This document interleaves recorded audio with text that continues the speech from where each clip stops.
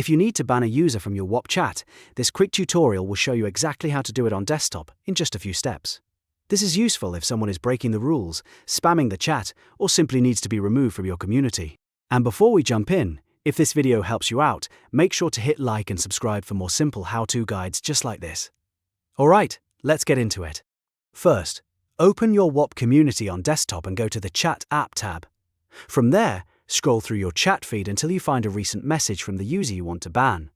This part is important because you'll need to open the options directly from one of their messages.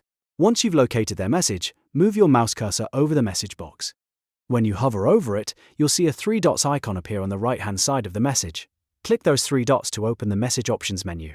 Now from the drop-down menu, look for the moderation action that says Ban User. Click that option to start the ban process. After that, Whop will show a confirmation pop-up. This is your final chance to review the action before it goes through. You may also see a checkbox labeled Delete this user's messages. If you want to remove their past messages from the chat as well, go ahead and select that box. Then, once everything looks correct, click Ban to permanently remove the user from your Whop community chat. And that's it.